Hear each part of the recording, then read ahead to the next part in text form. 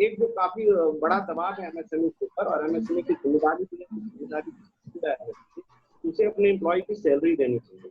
Employ की salary से MSME करने के लिए वो मना नहीं करता है, लेकिन आप देखेंगे कि अपर लेवल से भी बहुत सी जगह 30% वेजेज रिडक्शन हुआ है, यहाँ तक कि बड़े लेवल पे भी सैलरी रिडक्शन हो रही है।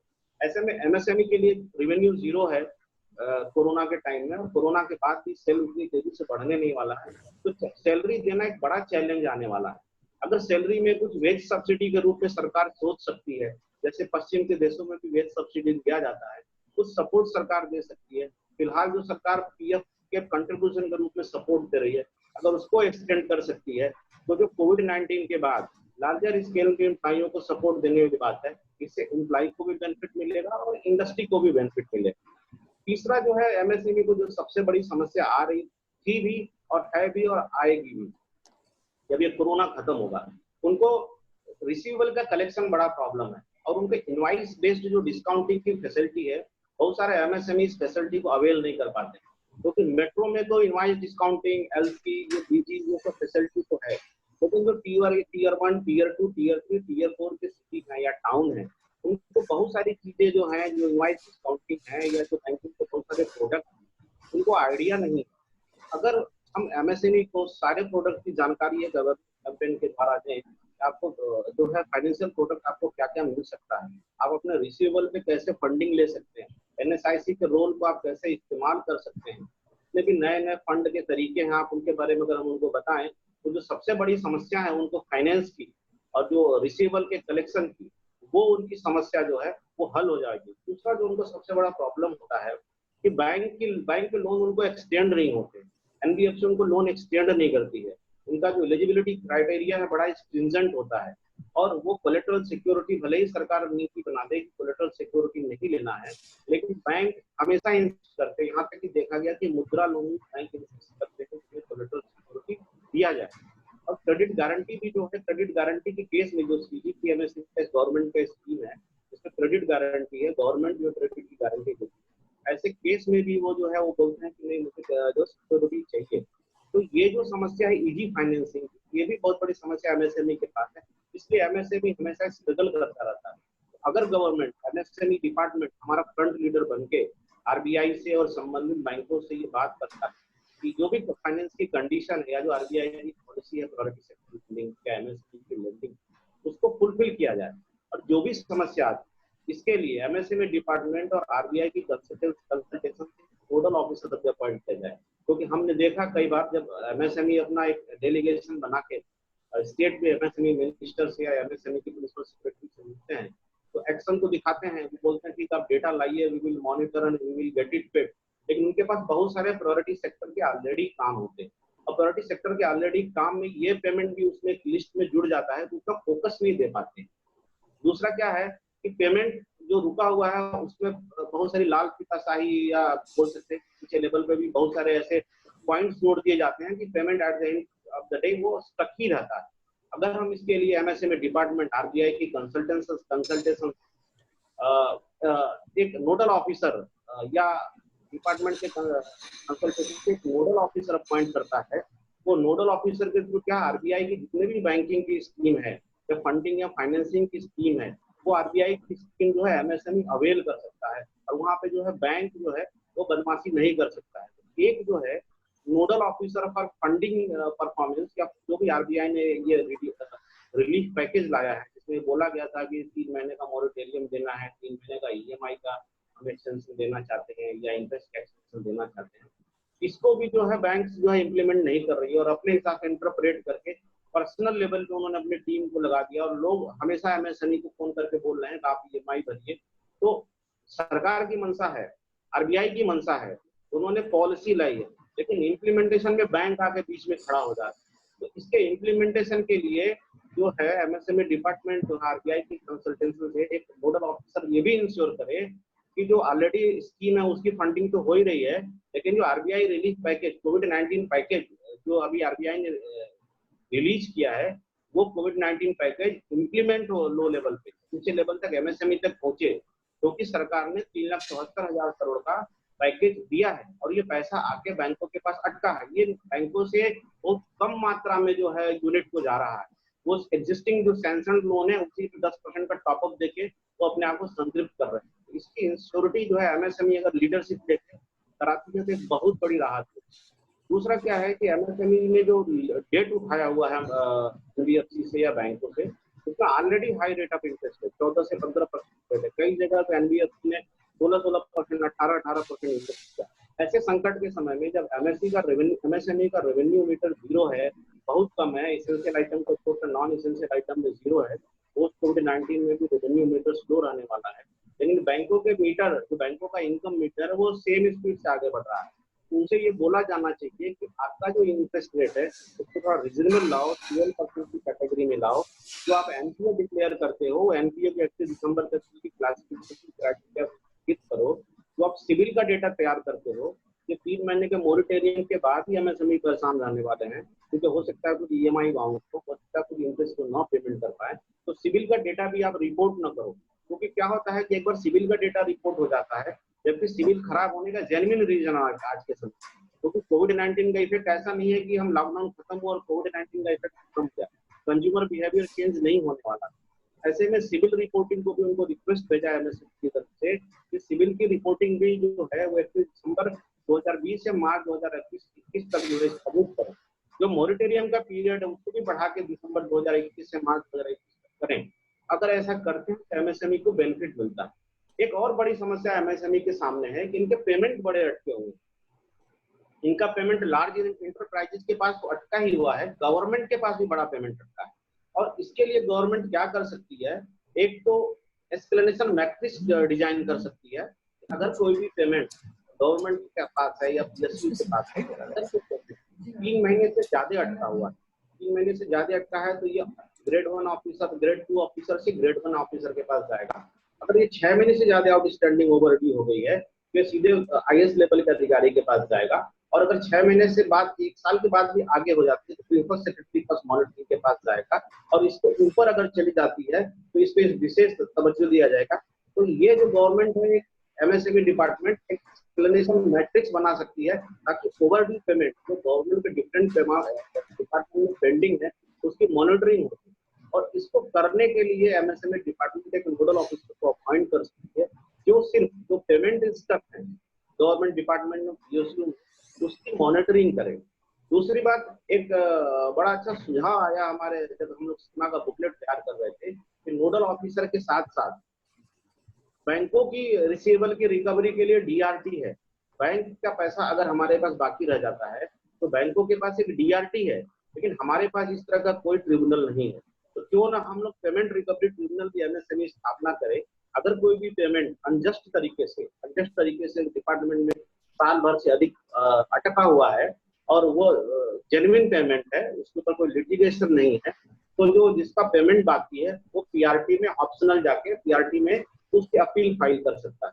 तो एक जो है पीआरटी नोडल ऑफिसर और नोडल ऑफिसर एक्सप्लेनेशन मैट्रिक्स के साथ गवर्नमेंट कलेक्शन के केस में एक पीआरटी की भी एक आइडिया आया है कि पीआरटी की भी स्थापना एमएसएमई कर दे। तो जो बड़ी समस्या है गवर्नमेंट कलेक्शन की, लिक्विडिटी क्रंच एमएसएमई लेवल पे है, जिसके लिए सरकार भी चिंतित है। सरकार भी कोशिश, ये पैसे जो गवर्नमेंट के पास पड़े के लेवल पे जाए, इसका प्रॉब्लम सॉल्व हो, सरकार जो है इसको नीचे लेवल पे ले जाए। ये चीजों को करके सरकार कर सकती है। दूसरा क्या है कि एमएसएमई को एक और समस्या है कि हम सिर्फ राहत पैकेज मांगेंगे तो हम इस कोविड-19 से लड़ नहीं पाएंगे। एमएसएमई चाहता है कि उसका बिजनेस बढ़े, उसका टर्नओवर बढ़े, क्योंकि राहत पैकेज सरकार का भी एक लिमिटेशन, कितना देगी राहत पैकेज। राहत पैकेज से हमारा तो मेन चीज हमारा धंधा बढ़ाना चाहिए, हमारा बिजनेस बढ़ाना चाहिए। इसके लिए सरकार जो है एमएसएमई के लिए एक परसेंटेज डिसाइड है कि गवर्नमेंट या पीएसयू जो है वो 25% परसेंट एमएसएमई से ही करेंगे। उसके लिए एमएसएमई को पैरवी करना चाहिए और वो 25% को लिमिट को बढ़ाकर 50% कर देना चाहिए। तो जीडीपी भी हमारा कंट्रीब्यूशन 25% से ज्यादा है और एम्प्लॉयमेंट में भी हमारा कंट्रीब्यूशन सबसे ज्यादा है, नंबर ऑफ यूनिट माइक्रोज में सबसे ज्यादा है। और इकोनॉमिक फैब्रिक आज के डेट में और डेवलपमेंट का मॉडल डिसेंट्रलाइजेशन लेवल पे होना चाहिए। गांव और कस्बे में एम्प्लॉयमेंट और इंडस्ट्रीज और माइक्रो लेबर मजबूत होगी, तभी हमारा नीचे से विकास की गंगा ऊपर बढ़ के हमारे लार्ज करेगी। तो जो 25% का गवर्नमेंट का प्रोक्योरमेंट का कंडीशन है, इसको भी बढ़ाकर एमएसएमई डिपार्टमेंट को पैरवी करके 50% करना चाहिए। 50% के करने के साथ ही इसमें भी क्या है कि माइक्रो हो सकता है माइक्रो पिछड़ जाए, क्योंकि माइक्रो इतना छोटा होता है कि एमएसएमई के सेगमेंट में भी वो सबसे नीचे पायदान पे होता है। तो ये 50% का गवर्नमेंट का प्रिक्योरमेंट के सिस्टम दिया है, इसमें 25% माइक्रो के लिए और 25% स्मॉल एंड मीडियम के लिए, या कोई ऐसा मान्य फॉर्मूला जिससे माइक्रो का रिप्रेजेंटेशन बराबर हो वो निकाल के लाएं और 50% में माइक्रो के साथ जस्टिस हो सके और स्मॉल और मीडियम के साथ भी जस्टिस हो सके। 50% गवर्नमेंट का प्रिक्योरमेंट फिलहाल 1 से 2 साल के लिए, तभी हमारा एमएसएमई ग्रो करेगा, वो एमएसएमई से होना चाहिए। दूसरी बात, गवर्नमेंट डिपार्टमेंट में पीओसी के पास बहुत सारे स्क्रैप है, ये स्क्रैप की भी बिक्री जो है सरकार इसमें भी ये पॉलिसी 25 से 50% का इंट्रोड्यूस कर दे, ताकि ये बिक्री जो है बड़ी मछलियों के पास न जाके तो माइक्रो इंडस्ट्रीज के पास ये जो स्क्रैप है और स्क्रैप को फर्दर प्रोसेस करके वो बेच सके। स्क्रैप पॉलिसी जो सरकार बना रही है उसके तहत एमएसएमई के साथ कंसल्टेशन करके 25 और 50% का जो फार्मूला है वो गवर्नमेंट के स्क्रैप सेल में भी जो है उसको इम्प्लीमेंट करें। उसके बाद हम जो एमएसएमई के पास जो है एक्सपोर्ट सप्लाई चेन में जाने के लिए जो सबसे बड़ा समस्या आता है, इनके पास जो है packaging, branding and export chain के लिए जो प्रॉपर सप्लाई चेन है वो नहीं है। तो एमएसएमई के जिसका जो ये सेक्टर है, पैकेजिंग का सेक्टर, ब्रांडिंग का सेक्टर, प्रिंटिंग का सेक्टर, इसके लिए सरकार स्पेशल पैकेज लाए और जगह जगह पैकेजिंग एंड ब्रांडिंग की यूनिट खोले, ताकि जो हमारे छोटे छोटे माइक्रो एंड स्मॉल मैन्युफैक्चरर हैं अपनी प्रोडक्ट की ब्रांडिंग करके वन डिस्ट्रिक्ट वन प्रोजेक्ट की स्कीम के तहत इसको एक्सपोर्ट मार्केट में डाल सके, एक्सपोर्ट सप्लाई चेन में डाल सके, कि नेशनल मार्केट में भी जाए और इंटरनेशनल मार्केट में जाए। तो पैकेजिंग एंड ब्रांडिंग सेक्टर में भी बड़े काम करने की जरूरत है, क्योंकि पैकेजिंग ब्रांडिंग से ही वैल्यू एडिशन होता है। हम आज टीवी पे एडवर्टाइज देख रहे थे, उसमें चूड़े की ब्रांडिंग कर दिया था, चूड़े में डब्बे में पैकेजिंग करके जो चूड़ा हम 50 रुपए किलो पाते हैं वो 150-200 रुपए में बेच रहा है। सिर्फ पैकेजिंग नहीं, उसकी वैल्यू 150 बना दी, जबकि किसान इतनी मेहनत करके उसकी वैल्यू 50 रुपए बनाया, लेकिन पैकेजिंग और ब्रांडिंग में इतनी ताकत है कि वही 50 चीज को 150 में बेच सकता है। तो अगर एमएसएमई इस वैल्यू एडिशन के सेक्टर में काम करता है और इसके लिए गवर्नमेंट का स्पेशल हर डिस्ट्रिक्ट में या उसके लिए कुछ एक लैब बनाती है क्वालिटी टेस्टिंग की, पैकेजिंग की, ब्रांडिंग की, तो एमएसएमई सेक्टर को उसको बहुत फायदा मिलेगा।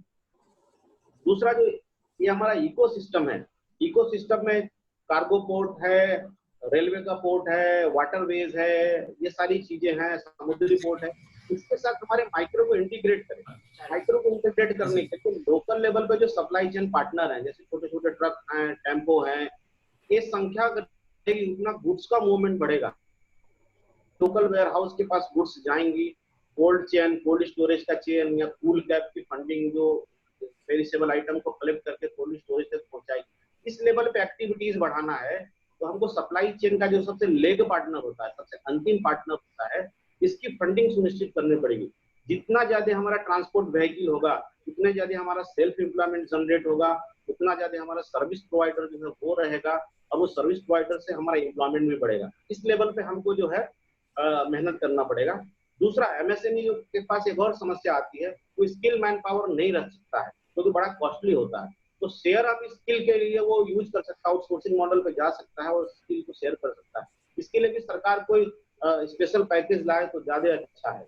दूसरा, एमएसएमई के सेक्टर में जैसे सेल्फ एम्प्लॉयमेंट में जितने लोग हैं या जिन्होंने रजिस्ट्रेशन नहीं कराया है या जिनके स्टाफ उनके यूनिट में रजिस्टर्ड नहीं है, उनको सोशल सिक्योरिटी बेनिफिट नहीं मिलती है।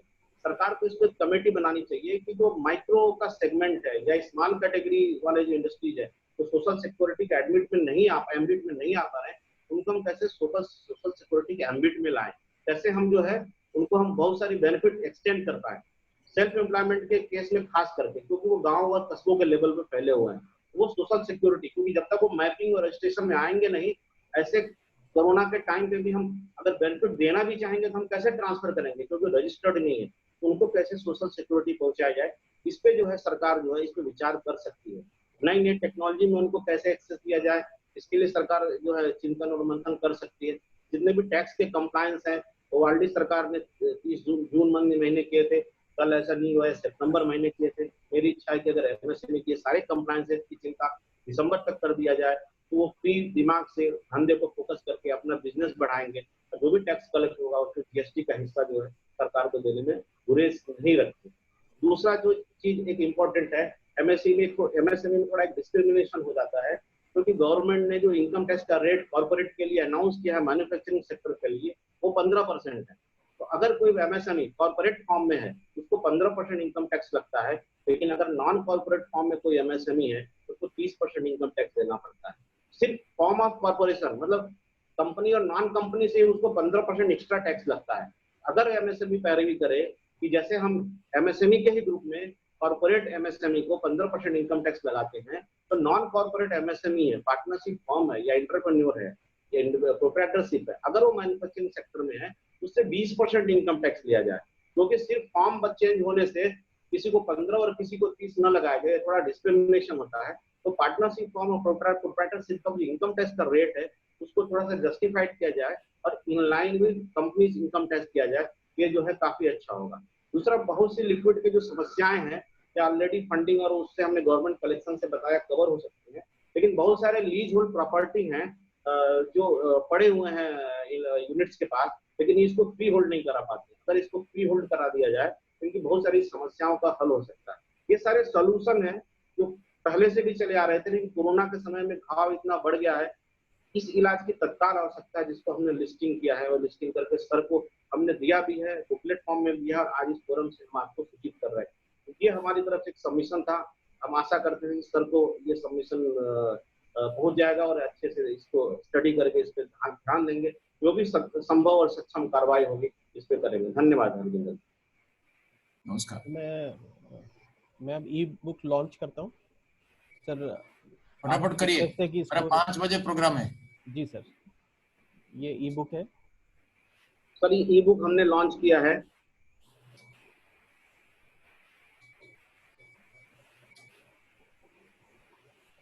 इस पे सारे सेक्टर्स के डिटेल,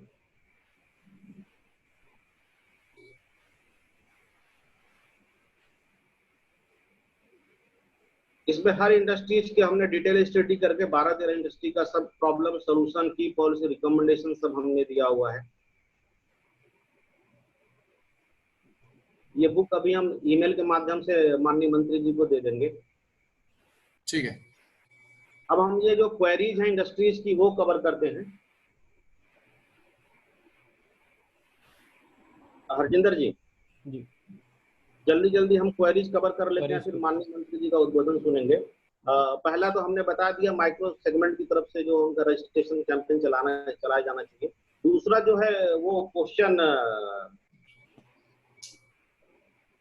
ये इंडस्ट्रीज के हमारे श्री हरदीप राकड़ा जी हैं, कानपुर इंडस्ट्रियल एरिया को रिप्रेजेंट कर रहे हैं। हम चाहेंगे कि वो क्वेरी पूछे। राकड़ा जी, हरिंदर जी, राकड़ा जी एक को दे दीजिए, 2 मिनट में खत्म करके, और टाइम नहीं, मेरे को 5 बजे जाना है। अच्छा, तो मैं पूछ देता हूँ आपकी तरफ से जो एक पॉइंट हम रख लें, फ्री होल्ड वाला एनक्रोच हो गया, फ्री होल्ड वाला रख दें। क्या चीज? फ्री होल्ड वाला रख दें, मंत्री जी को क्लियर कर दें। जल्दी कीजिए, मंत्री जी को जाना है। मंत्री जी, केवल मैं प्रणाम करता हूँ, वाराणसी से हूँ, पूर्वांचल का रिप्रेजेंटेशन है, माननीय प्रधानमंत्री जी का क्षेत्र है, और आप भेज देते हैं मंत्री को। आप और माननीय प्रधानमंत्री जी इतने सरल है कि बहुत प्रेरणा मिलती है। केवल एक निवेदन ये है कि पूर्वांचल जो है वो एग्रो प्रोडक्ट के लिए और एक्सपोर्ट के लिए जाना जाता है, और दोनों ही बहुत लिक्विड है, मतलब इनके अंदर कोई सस्टेनेबिलिटी नहीं है। जिन लोगों ने एक्सपोर्ट किया उनका माल फंस गया, और एग्रो प्रोडक्ट में भी फंसा हुआ है, उनके सारे फाइनेंस फंस गए हैं। अगर वो बैंक से फर्दर बोरोइंग लेते हैं तो आपको भी पता है मंत्री जी के एक्सपोर्ट में कितना कंपटीशन है, आधे परसेंट पे फाइट है। वो बैंक से अगर ऋण भी लेते हैं तो वो उद्योग अब चला नहीं सकते। तो मेरा केवल इतना निवेदन है कि जो यहाँ पे लीज होल्ड प्लॉट्स हैं, जिनको 50-50, 60-60 साल से हम लोग उसका फुल पेमेंट कर चुके हैं, सरकार ने लीज में रखा है, अगर उसको वो फ्री होल्ड कर दे तो हम उसका एक पोर्शन बेच के और अपना कैपिटल बना लें, इंटरेस्ट फ्री कैपिटल, जिससे कि हम लोग सरवाइव कर सकें यहाँ पर, और हमारे पास में विदाउट इंटरेस्ट अगर कुछ भी कैपिटल आ जाएगी तभी हम एट पार वर्ल्ड मार्केट के आसपास आ पाएंगे, नहीं तो नहीं चल पाएगा। ये फ्री होल्ड करना बहुत आवश्यक है, ये मेरा निवेदन है। अगर हो जाएगा तो बहुत सारे उद्योग यहाँ के चल जाएंगे। धन्यवाद मंत्री जी। Sir, I have a question. Can I ask? Yes, please. Hardeep राकड़ा जी हैं कानपुर से। लास्ट बोलिए, क्या क्वेश्चन है? सर, ये बैंक गारंटीज जो कॉन्ट्रैक्ट्स में ली जाती है काफी सारी स्टेट और गवर्नमेंट, ये एक पीस ऑफ पेपर है जो वेंडर अपने बायर को, जो गवर्नमेंट बायर है, उसको ये पीस ऑफ पेपर देता है, जिसके वजह से बहुत बड़ा मार्जिन अमाउंट बैंकों में फंसा रहता है एमएसएमई का। इस टाइम में अगर ये गवर्नमेंट हम पे ये ट्रस्ट रखे और ये बैंक गारंटियों का रिडक्शन करे, तो काफी सारी liquidity without any effort, without any burden on the government, it gets released into the MSME companies. And this is, I believe this has already been recommended by the MSME ministry. और अगर ये state level पे और central level government contracts में हो जाता है तो बहुत बड़ी liquidity without any budgetary support release हो जाती है। Thank you so much. नमस्कार सर, आपसे निवेदन है कि आप कुछ दो शब्द। नमस्कार सर, ये हरजिंदर जी, मंत्री जी के पास कम समय है तो मंत्री जी का संबोधन सुन लेते हैं। हमारे पास जो क्वेश्चन ऑलरेडी कंपाइल है तो हम भेज देंगे ईमेल से, तो माननीय मंत्री जी का संबोधन सुन लें क्योंकि समय की कमी है। बिल्कुल। बाकी सबको म्यूट कर दीजिए और मंत्री जी का अनम्यूट कर दीजिए। हाँ जी, नमस्कार सर। ये क्या वास्तव में इस समय में हमारे 2-3 फिर वीडियो कॉन्फ्रेंसेस होता है, इसलिए पूरा टाइम नहीं मिलता है। फिर हमारे प्रधानमंत्री जी को प्रतिदिन हर मंत्री को जिम्मेदारी दिया गया है, कुछ जिलों का, कुछ राज्यों का, जो सेक्रेटरी से, मंत्री से, कलेक्टर से, एसपी से, बाकी पब्लिक सेक्टर से बात करके रिपोर्टिंग करना है। ये प्रतिदिन का एक बिजनेस होता है। फिर जो स्टैंडर्ड लेवल से बाहर में इनका समस्या, और कोई हाई कोर्ट का राय आ गया, ये भी और समस्या है। इसलिए मुझे थोड़ा समय की कमी है, 5 बजे कार्यक्रम है, मेरे को जाना है। मैंने आपका ये सारी बात सुन लिया और आप जो भेजेंगे इसको भी मैं देखूंगा।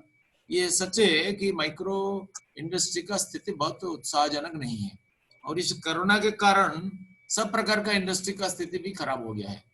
और मैं मानता हूँ इसमें कॉन्फिडेंस बिल्डिंग का काम बहुत ज्यादा जरूरी है, क्योंकि यह स्थिति को हम हमारा मृत्यु नहीं मान सकते हैं। जैसा रात को कोई विश्राम करता है, प्रभात में फ्रेश एनर्जी और जिल लेकर के काम में कुछ करने के लिए ये एनर्जी को एक्युमुलेट करता है, वैसा ही हर विपर्य के अंदर में एक चांस भी होता है।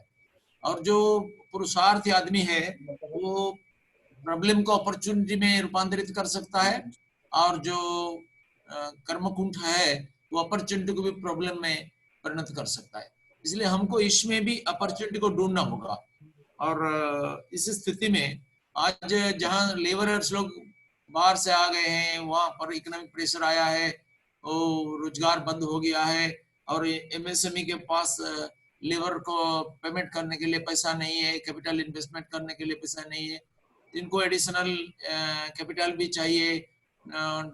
बाकी लोगों, कुछ लोगों का टेक्निकल गाइडेंस भी जरूरी है, और मार्केटिंग एक्सेस भी चाहिए, अच्छा मार्केटिंग होना चाहिए, और फाइनेंशियल एक्सेस भी होना चाहिए। ये सब समस्या सामान्य समस्या है, ये लगभग एवरेज इंडस्ट्री का ये समस्या है। और इसमें आपका जो सुझाव है कि एक स्वतंत्र प्रकोष्ठ बनाया जाए सिर्फ माइक्रो लेवल के लिए, ये बहुत सराहनीय है। इसमें सब विचार जरूर किया जाएगा, और ये हमें कोई बहुत बड़ा प्रॉब्लम नहीं होगा, मैं मानता हूँ। दूसरी बात है, जो बैंकों का मानसिकता ये पूरे देश में, आज भी मैं ग्रुप ऑफ मिनिस्टर्स में यही बात बताया कि हम जितना इकोनॉमिक रिवाइवल का प्लान भी करें, अगर बैंकों का मदद नहीं मिलेगा तो ये क्रियान्वित नहीं हो सकता है। मैं 1-2 चीफ मिनिस्टर का असहायता प्रकट किया, जिन्होंने मेरे सामने अपना असहायता व्यक्त किया था, असम का और पाकिस्तान का। और इस विषय में मैं हर मीटिंग में हमारा करता हूँ, जाता हूँ। 2 बार केंद्रीय स्तर पर नितिन गडकरी जी, निर्मला सीतारमण जी की उपस्थिति में बैठक हुआ बैंकों का, और उनको भी यही मैसेज दिया जा रहा है। फिर भी वो कितना हद तक एक्शनेबल होगा, इसमें मेरा संदेह, व्यक्तिगत संदेह, मैं प्रति मीटिंग में ये बताता हूँ। और हम भी पीएम को जो रिपोर्ट करेंगे इसको ही मेन फोकस करके करें। और आज ये कोरोना के कारण हमारा इकोनॉमी का चित्र बदल गया है, क्योंकि प्री कोरोना और पोस्ट कोरोना इसका स्थिति बिल्कुल अलग होगा, सोशियो इकोनॉमिक पैटर्न अलग हो जाएगा। तब पूरे देश से आकर के लोग बैठ रहते थे, अब पूरे देश का वीडियो कॉन्फ्रेंस में मीटिंग चलने वाला है। हम सोशल डिस्टेंसिंग का नाम कहते हैं, अब कुछ दिन पहले सोशल डिस्टेंसिंग शब्द को परिवर्तन करने के लिए हमें बताया गया कि इसको फिजिकल डिस्टेंसिंग बोलो, सोशल डिस्टेंसिंग से इसका कोई गलत अर्थ निकल सकता है। लेकिन ये तो हमको करना पड़ेगा और मुखावरण लेना पड़ेगा। ये आज का दिन, मैं आज कोई प्रिंसिपलों से बात करता था कि परीक्षा कैसे होगा, क्लास कैसे चलेगा, एडमिशन कैसे होगा, वो बिल्कुल हताश होकर के बोल रहे थे मुझे लगता है कि 6 महीना तक हमारा क्लास नहीं चल सकता है, क्योंकि परीक्षा होगा, फिर परीक्षा के बाद रिजल्ट निकलने के लिए मिनिमम 45 डेज चाहिए, ये सारा स्थिति है। और हमारा हॉल में इतना स्थान भी नहीं है कि सोशल डिस्टेंसिंग मेंटेन करके हम कर सके, क्योंकि ये स्थिति असामान्य है। और इसलिए हमको ये तैयार रहना चाहिए, ऐसी हर स्थिति को फेस करने के लिए, हर इवेंचुअलिटी को फेस करने के लिए हमको तैयार रहना चाहिए। हमारे एक बहुत बड़ा अभिज्ञता हुई है। लेकिन अभी फोकस होगा हमारा विलेज। हमारा विलेज इंडस्ट्री जब तक सजग था तब हमारा देश का आर्थिक स्वतंत्रता नहीं हुई। कम से कम ये विलेज इंडस्ट्री को खत्म कर दिया गया और ब्रिटिशों की जमाने से ये चालू हुआ। ये विलेज इंडस्ट्री की बुनियादी पर सारा बड़े इंडस्ट्री खड़ा हो सकता है। महात्मा गांधी बोलते थे कि not mass production but production by masses is the solution to our economic problems. Suppose बड़ा इंडस्ट्री हो गया, बहुत सारा प्रोडक्शन भी हुआ, लेकिन आम आदमी का क्रय शक्ति नहीं बढ़ेगा तो वो कैसे खरीदेगा? उनका उपार्जन नहीं बढ़ने से कैसे करेगा? सपोज कोई बहुत बड़ा विद्वान फिलोसोफर वैज्ञानिक आ गया है, लेकिन सारी जनता मूर्ख है, तो उनका विद्वत्ता को कौन समझेगा? इसलिए आम आदमी का विकास बहुत जरूरी है देश के आर्थिक स्वास्थ्य के लिए। इसलिए विलेज को फोकस करना पड़ेगा। लोग पहले गांव से शहर को जाते थे, आज शहर से गांव को आते हैं। इसलिए गांव में क्या हो सकता है, उनका स्किल को रीमैपिंग करना पड़ेगा, क्योंकि वो एक टेक्सटाइल इंडस्ट्री में काम करता था। गांव में मनरेगा में वो काम नहीं करेगा, उनको अन्न चाहिए, उपार्जन चाहिए, नहीं तो वो क्राइम करेगा। और इसका स्किल के अनुपात में क्या किया जाएगा, या कोई दूसरा स्किल में उनको एप्टीट्यूड देना पड़ेगा। इस विषय में सोचना पड़ेगा, बहुत सारा ट्रेनिंग इंस्टीट्यूट करना पड़ेगा, बहुत प्रशिक्षण केंद्र करना पड़ेगा। और कुछ लोग उधर रह सकते हैं, कुछ लोग जा सकते हैं, कुछ लोग नहीं जाएंगे, रह जाएंगे। इनके लिए स्वतंत्र इकोनॉमिक पैकेज का अर्थ सिर्फ मनी नहीं है। सरकार की एक पॉलिसी ऐसा होगा जो अनुकूल होगा, इसको ध्यान में रखकर फिर हम ये नहीं सोचेंगे सरकार सब कर देगा। हमारा ब्रांडिंग के लिए सरकार इंस्टीट्यूशन खोलेगा, हमारा पैकेजिंग के लिए खोलेगा, सरकार नया इंडस्ट्री खोलेगा, हमको एम्प्लॉयमेंट देगा, ऐसा नहीं हो सकता। सरकार इंडस्ट्री नहीं खोलेगा, ये साफ बात है। जिस देश का राजा व्यापारी, उस देश का जनता भिखारी। सरकारी उद्योग जो चलता है वो बर्बाद हो जाता है। वही आदमी जब प्राइवेट उद्योग में काम करते हैं, अच्छा चलाते हैं, लेकिन सरकार का माल दरिया का डाल, ऐसा एक गलत धारणा हमारा देश में है। इसलिए सरकार उद्योग ने, सरकार फैसिलिटेट करेगा, उद्यमी को सरकार फैसिलिटेट करेगा। फैसिलिटेट करने के लिए कुछ योग्यता भी अर्जन करना पड़ेगा। मैं आपके साथ एकमत हूँ कि हमारा ब्यूरोक्रेटिक मैकेनिज्म के कारण जो डिले होता है और पेमेंट में जो डिले होता है, इससे बहुत सारे एमएसएमई सफर करते हैं। डिलेड पेमेंट को बंद करने के लिए एक पॉलिसी तय हुआ है, 1 महीने के अंदर पेमेंट करना है, लेकिन ये एग्जीक्यूट नहीं हो पाता है। एक पॉलिसी बनाना और उसको एग्जीक्यूट करना, plan the work and work the plan. नक्शा करके रख देने से तो बिल्डिंग तैयार नहीं हो जाता है। इसलिए धन जुटाना है, कारीगर जुटाना है, इसको काम में लगाना है। इसलिए इनको एग्जीक्यूट करने के लिए भी एक ऐसा टास्क फोर्स हमको बनाना होगा। आज भी मैंने बोला, 6 महीना 7 महीना बाद पहले से भी बोला था हमारी मीटिंग में, नितिन जी भी थे, कि एक ऐसा हाईपावर कमिटी बनना चाहिए, जो हाईपावर कमिटी में बैंकर्स रहेंगे, इंडस्ट्रियलिस्ट का रिप्रेजेंटेटिव रहेंगे, और ब्यूरोक्रेट रहेंगे, पॉलिसी मेकर रहेंगे, और चार्टर्ड अकाउंटेंट रहेंगे। ये कमिटी जिस प्रोजेक्ट को फिजिबल करके रिपोर्ट कर देगा, उसको बैंक फाइनेंस करने के लिए बाध्य हो जाएगा, मैंडेटरी हो जाएगा। अगर इसको उल्लंघन करेगा तो उनके लिए पेनल प्रोविजन होना चाहिए। आज भी मैंने हमारे ग्रुप ऑफ मिनिस्टर्स मीटिंग में ये मत दिया। अगर ऐसा कुछ नहीं करने से नहीं चलेगा। बैंक के साथ तो काउंसलिंग किया जा सकता है, लेकिन फिर भी जो नहीं मानेगा उनके लिए तो पेनल प्रोविजन होना चाहिए। दंड उसी के लिए जो कानून को नहीं मानता है। जो बिना टिकट यात्रा करते हैं उनके लिए टीटी की जरूरी है, उनके लिए दंड आइन व्यवस्था जरूरी है। जो नीति के दृष्टि से कोई नहरने से भी टिकट करेगा, उनके लिए कोई इंस्पेक्टर जरूरी नहीं है। इसलिए दंड की व्यवस्था भी होना चाहिए। और पूरे देश को आगे ले जाने के लिए हमको एक संघबद्ध उद्यम करना पड़ेगा। गांव में हमको ऑर्गेनिक फार्मिंग को विकसित करना पड़ेगा, और ऑर्गेनिक प्रोडक्ट्स को बाहर में मार्केटिंग करने के लिए स्वतंत्र चेन बनाना पड़ेगा। और गांव में हमको एनिमल हस्बेंड्री का व्यापक विकास करना पड़ेगा। गाय को आधार करके पंचगव्य इंडस्ट्री को विकास करना पड़ेगा।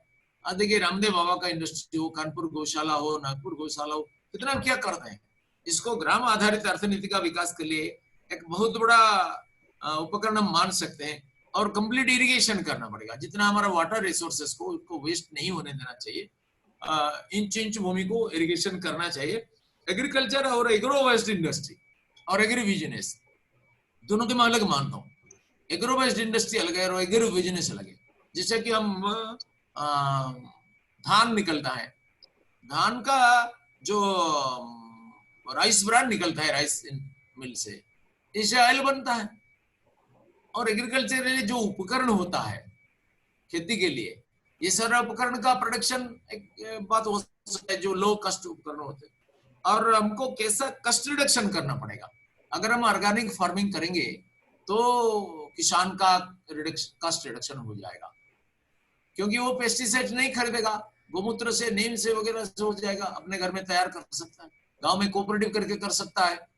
और सीड को भी अपना खुद बनाना है, गांव में सीड बैंक हम बना सकते हैं। वो इतना कस्टली सीड को खरीद करके और बाकी सारा मेन्यू और पेस्टिसाइड्स खरीद करके इतना कस्टली उपकरणों को व्यवहार करके जब इनका लॉस हो जाता है वो तो सुसाइड करते हैं। इसलिए उनका कस्ट को रिडक्शन करना पड़ेगा, उनको अच्छा मार्केटिंग देना पड़ेगा, क्वालिटी डेवलप करना पड़ेगा और इस दिशा में रिसर्च भी करना पड़ेगा। और जैसा फूड प्रोसेसिंग इंडस्ट्री, ये हर घर को एक फूड प्रोसेसिंग इंडस्ट्री में बना सकते हैं। आम का केजी 3 रुपया में, कच्चा आम गांव में, लेकिन अचार कर देने से 250 रुपया होता है। टमाटो 2 रुपया में मिलता है गांव में, सस्ता के समय में, प्रोडक्शन के समय में टमाटो 300 रुपया में, आलू 5 रुपया में, आलू चिप्स 5 रुपया में। लेकिन इसको कंपनी बनाता है, वो 5 रुपए में बेचता है, किसान खरीदता है 500 रुपया में। यही फर्क है। इसलिए उनका हैंड को कल्चर करना चाहिए। अगर पत्थर को आप चिप्स कर देते हैं क्रश करके 500 रुपया में बेचा जाएगा, उसी पत्थर में एक मूर्ति कर दो, एक विग्रह बना दो, देव देवी प्रतिमा बना दो, गांधी बुद्ध महात्मा गांधी बता दो, तो इसका दाम 50,000 रुपया हो जाएगा। This is value addition, this is industry. और इसलिए उद्योगी चाहिए, पूंजी चाहिए, बुद्धि चाहिए, श्रम चाहिए, labour, land, intelligence, capital, all have an equal role in production. इसको समान गुरुत्व देना पड़ेगा, इसका समन्वय करना पड़ेगा। खाद्य प्रक्रियाकरण में हमारा बहुत चांस है, टेक्सटाइल क्षेत्र में बहुत चांस है। देखो टेक्सटाइल इंडस्ट्री की मॉनिटरिंग के कारण कितना पीपी हो गया। आज ये इतना जरूरी है, जब सारा इंडस्ट्री खत्म हो गया तब जो पीपी, सैनिटाइजर, मास्क बनाए, उनका बढ़ोतरी हुई। एक समय में किसका मार्केटिंग चलेगा, इसको हम देखना पड़ेगा।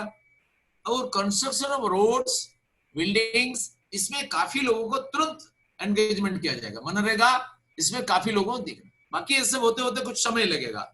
और हनी क्लस्टर हम बना सकते हैं।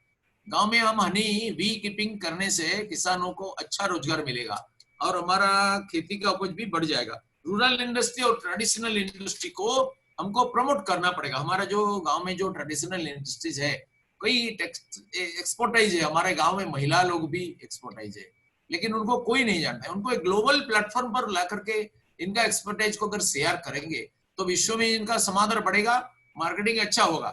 एक साड़ी को हम 1000 रुपया में बेचते हैं, अगर कोई इसमें अच्छा आर्टिस्टिक एम्ब्रॉयडरी कर देता है, उसका दाम डबल ट्रिपल हो जाता है। एक टेराकोटा का मटकी को 50 रुपया में बेचते हैं, कोई आदिवासी लोग इसमें थोड़ा सा आर्ट कर देगा तो इसका कीमत ट्रिपल हो जाएगा। इसलिए ऐसा कुछ करना पड़ेगा। और गाय हमारा अर्थनीति का आधार, इसको कत्ल खाना भेजा जा रहा है, और इस गाय का मिल्क यील्डिंग कैपेसिटी हम साइंटिफिक तरीके से डबल ट्रिपल भी कर सकते हैं। कोई अच्छा सैंड का सीमेंट ला करके आर्टिफिशियल इंसेमिनेशन के माध्यम से हम, जैसा गिर, कंक्रीज, थारपारकर, ऐसा कोई अच्छे दूध देने वाली ब्रीड का ला करके इसको करेंगे, इसको इम्प्रूव ब्रीडिंग करेंगे तो धीरे धीरे इनका कैपेसिटी बढ़ेगा। और ये जो मिल्क होता है, इस बार कई गोपालकों को बहुत दुख सहना पड़ा। मैंने हमारे उड़ीसा के मंत्री से बात किया, बोला क्या करेंगे, अभी तो सब बंद है। मैंने बोला प्रोसेसिंग यूनिट क्यों नहीं चलाते हो? गुजरात में सुमुल डेयरी का एक भी किसान बर्बाद नहीं हुआ, सबका सब दूध उन्होंने खरीद लिया, क्योंकि प्रोसेसिंग प्लांट अच्छा है। दूध से दही बनता है, मक्खन बनता है, घी बनता है, चॉकलेट बनता है, वो मिठाई बनता है, कई सारा चीज बनता है। इसलिए हमको प्रोसेसिंग प्लांट बनाना पड़ेगा, milk and milk products, wheat and wheat products, food processing. और इसके द्वारा हम रोजगार भी सृष्टि कर सकते हैं। पोल्ट्री बहुत नुकसान, इसको विकसित कर सकते। पीसी कल्चर एक बहुत बड़ा आधार बन सकता है, जैसे ब्रैकिश वाटर का हो, मेरीन वाटर का हो, अथवा एक्वा कल्चर हो, कई प्रकार से हम इसमें काफी रोजगार सृष्टि कर सकते। आज हमारे देश में रजिस्टर्ड मछुआरे होते हैं 45 लाख, इनका अवस्था बहुत खराब है, लेकिन इस क्षेत्र में हम एक्सपोर्ट भी कर सकते हैं। आप कोल्ड चेन के बारे में बात करते हैं, सरकार तो नहीं बनाएगा, लेकिन कोल्ड चेन आप बनाने से सरकार आपको मदद करेगा। भिन्न भिन्न स्थानों में 45%, 50%, 70% तक सब्सिडीज है, इसका लाभ जनता ले सकते हैं। सोलर पावर और बायोगैस एक आधार बन सकता है हमारा पावर क्राइसिस को मीट करने के लिए, और हमको एक सरप्लस पावर कंट्री में परिणत कर सकते हैं। हमारे काफी सारा चांसेस है। और मैन्युफैक्चरिंग सेक्टर में जब हम बात करते हैं, सामान्यतः हम अर्बन मैन्युफैक्चरिंग बात करते हैं, रूरल मैन्युफैक्चरिंग बात नहीं करते। दोनों को अलग अलग करके हमको सोचना चाहिए। अर्बन मैन्युफैक्चरिंग का कैरेक्टर अलग है, रूरल मैन्युफैक्चरिंग का अलग है। रूरल मैन्युफैक्चरिंग में ज्यादा टेक्नोलॉजी की जरूरत नहीं है। सामान्य आदमी का, एक गांव का कि महिला आएगा, धूप बनाएगी, वो बीड़ी से बड़ी बनाएगी, इसमें वैल्यू एडिशन हो जाएगा, उनको अच्छा रोजगार मिलेगा। चरखा और सोलर चरखा हम करेंगे, 500 महिला एक क्लस्टर में उपार्जन कर सकते हैं, एक एक महिला 3-4 चरखा चला सकते हैं, और इसमें कपड़ा भी तैयार हो सकता है। आयुर्वेदिक फार्मेसी बहुत इजीली हम कर सकते हैं। आयुर्वेदिक फार्मेसी, इसका कितना वैल्यू एडिशन होता है। हल्दी का कीमत कितना है, हरिद्रा का कीमत कितना है, आंवला का कीमत कितना है, च्यवनप्राश का कीमत कितना है, गौमूत्र का कीमत कितना है, गौमूत्र अर्क का कीमत कितना है। इस क्षेत्र में अनंत संभावना है। फार्मा इंडस्ट्री को भी हम बढ़ावा दे सकते हैं। Converting waste into wealth through technology is the cry of the day. हमारे नितिन गडकरी जी ने इस क्षेत्र में अद्भुत काम किया है। ये पराली के बारे में इतना हल्ला मचाया लोगों ने, लेकिन ये पराली को अगर प्रोसेसिंग करते तो अच्छा खाद मिलता, पावर जनरेट हो सकता। लेकिन पराली में प्रदूषण कितना है, 5%, क्योंकि गरीब किसान है, इसका चिल्लाया सबने। लेकिन असल प्रदूषण कहां से होता है, कंस्ट्रक्शन से, इंडस्ट्री से, व्हीकल से। आज ये सब बंद हो गया, दिल्ली हंसने लगी, मयूर आकर के रास्ते में घूमते हैं, हाथी नदी में स्नान करते हैं, प्रकृति माता उद्वेलित हो जाती है आनंद में। इसलिए हमको भी इको फ्रेंडली टेक्नोलॉजी को डेवलप करना चाहिए। और ये पीपी वगैरह भी एक हो सकता है। योगा वेलनेस सेंटर को गांव-गांव में कर सकते हैं। गांव में हम स्मार्ट विलेज करने का कोशिश कर सकते हैं। टूरिज्म सेक्टर को बढ़ावा देने के लिए हम काफी कुछ कर सकते हैं। और एक वृंदावन गार्डन है मैसूर में, लेकिन हजारों वृंदावन गार्डन पूरे देश में कर सकते हैं और विदेशियों को भी आकृष्ट कर सकते हैं। ऐसा कई जलप्रपात है, कई स्थान है, हम इस पर ध्यान दे सकते हैं। और एक इस ग्लोबल मार्केटिंग प्लेटफॉर्म MSME ने डेवलप किया है अभी, और इसमें सारे लोगों का टैलेंट्स, एक्सपीरियंस, नॉलेज को शेयर करने का भी व्यवस्था है। और कोई गांव का आदमी गांव में नहीं रहेगा, उनका टेक्नोलॉजी सारा विश्व में समादृत होगा, और जिधर डिमांड आएगा वो उनको भेज सकता है। ऐसा मैं मानता हूँ। लोगों में अवेयरनेस कम है। ये अवेयरनेस सिर्फ केवल सरकार के द्वारा भी नहीं हो सकती, ये आप सबको भी इसमें हाथ मिलाना चाहिए। हम सबको मिलकर के देश को ऊपर उठाना होगा। इकोनॉमिकल ये डिप्रेशन जैसा डिप्रेशन में परिणत न हो, इसलिए हमको कुछ काम करना चाहिए, लोगों में कॉन्फिडेंस बिल्डअप करना चाहिए। और परिस्थिति जितना निराशाजनक भी हो, इसको मात करेंगे और विजयी होंगे। ये दुस्साध्य होने से भी असाध्य नहीं होता है। इतिहास उनको स्मरण करता है, उनको याद रखता है जो इतिहास का गति को परिवर्तन कर देते हैं, जो इतिहास का प्रवाह में गड्ढाली का तरह बह जाते हैं। इनको इतिहास याद नहीं करता है, उनके लिए इतिहास में कोई स्थान नहीं है। आप सब इतिहास का निर्माता बनने के लिए भगवान के द्वारा आदिष्ट हुए हैं। मैं विश्वास करता हूँ आप जैसा युवा उद्योगी, जैसा अभिज्ञ आदमी सब है, ये हमको भी मार्गदर्शन करेंगे और हमारा अर्थनीति को सुदृढ़ बनाने के लिए अपना योगदान करेंगे और देश को आगे ले जाएंगे। नमस्कार। नमस्कार सर। मैं शैलेंद्र